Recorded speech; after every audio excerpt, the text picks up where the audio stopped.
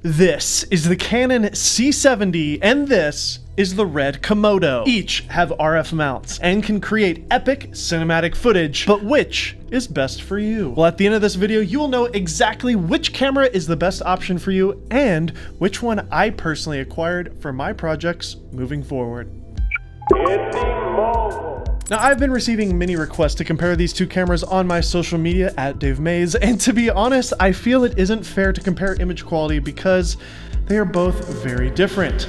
The Komodo shoots RAW 6K and has a RED global sensor in it, and the C70 has the infamous Canon color science and everything you would need to be in one camera, like NDs and built-in audio. If you want to see full reviews on either of these two cameras, we have done that on this channel, but this video is really talking about the pros and cons of each camera. First off, the price point. Both of these cameras sit in that sub $10,000 range, which is that sweet spot that many indie filmmakers live in. By no means are these cameras beginner cameras, but both are tools that are a worthy upgrade from something like a hybrid mirrorless camera or a DSLR. This isn't the first time in the camera industry that something like this has happened. I'm old enough to remember back in 2011 when the Canon C300 was announced right before RED announced the original RED Scarlett camera. Does anybody watching this remember that week? Let me know on social media if you're from that era. The original C300 had way less specs than the RED Scarlett, as it was a 1080p only camera, but because of the ease of use, having built-in NDs, proper audio, and long battery life,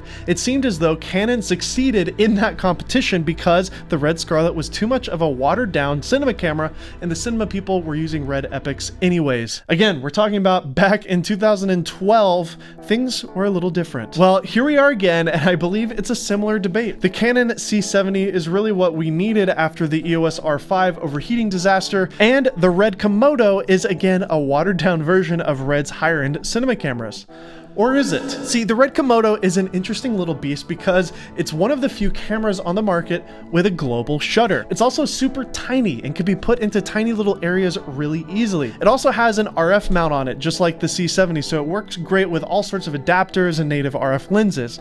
In fact, in order to show the crop factor of both of these cameras, I did a test using the normal RF to EF adapter as well as the 0.71x booster from Canon and found each to basically have the same crop factor. Now, one of the important things to consider about these two cameras that might make you pick one over the other is the frame rates, and specifically high frame rates, like for slow motion. The C70 can go up to 4K at 120 frames per second without a crop and can even max out at 180 frames per second in 1080p, whereas the Komodo has to do a crop in 2K to get only 120 frames per second, and it's a significant crop. You can shoot 4K 60 FPS, but again, because the RED is a native 6K sensor, you have to crop in to 4K to get that 60 FPS. What about low light?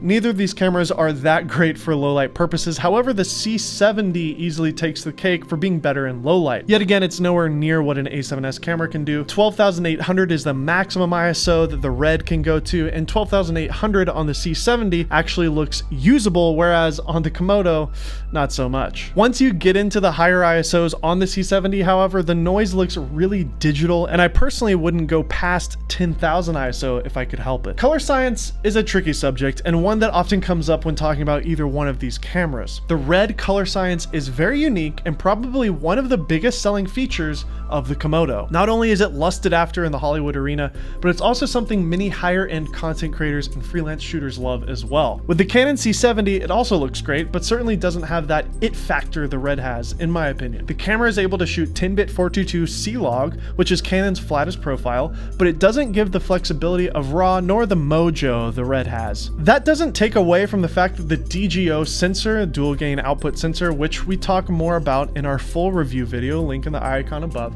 looks incredible, and the same sensor from the high-end C300 Mark III camera is in this camera, so you know it's fabulous. I just feel that personally, the color science from the RED is better. Once you start to look past the color science, raw recording, and the global shutter, however, that is where the Komodo starts to lose its appeal to someone like me. You see, the money you are going to be spending on the C70 isn't going all towards just image quality alone. It's going towards a camera body that can basically do everything for you. The camera has a flip screen, built-in NDs, and all the buttons and features you could ever want all packed into one body. Also, from a workflow side, the C70 works great for people who need fast turnarounds. I shoot 4K 422 on one card and a proxy on the other, and in my editor, I'm able to select the proxy files and link them to the original files, and it looks incredible and is a breeze to edit with. My computer doesn't have to waste any time creating proxies for me, and I can begin editing right away. RED RAW files are massive and require a lot of GPU power, making my puny M1 Mac choke and want to die. Autofocus. Let's talk autofocus. You'd be surprised to find out that even though the RED Komodo is still in beta,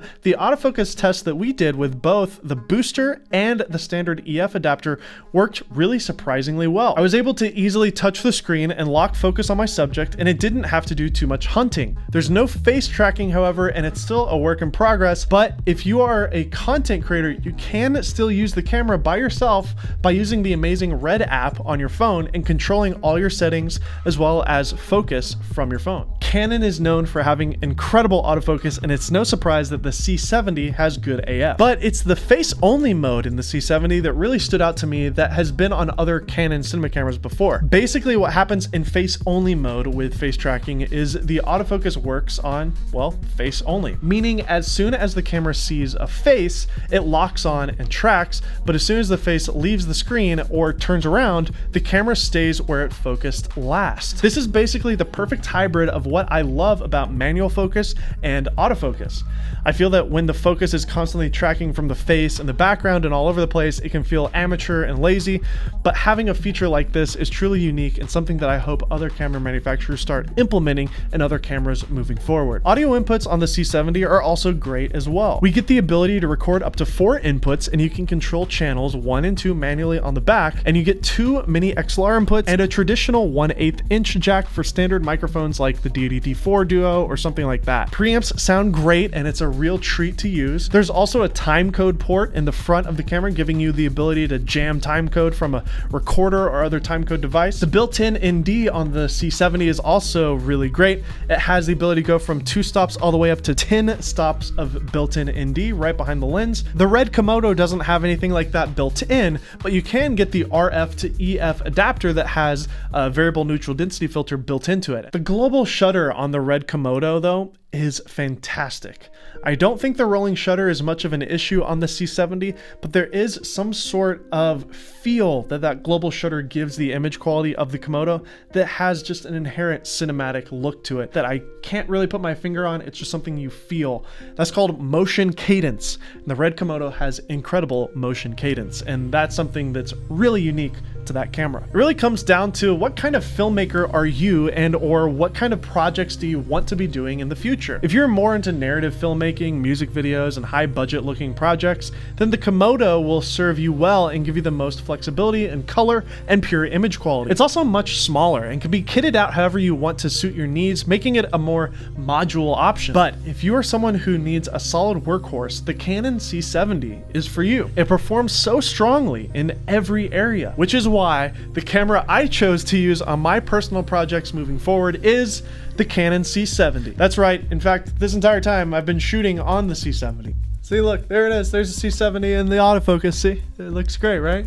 Look, the Canon 1DC was my dream camera for so many years, and I shot the beginning of my journey on the YouTube channel I started, Kinotika, all on that camera. And when I saw the C70 announcement, I knew I had to get one.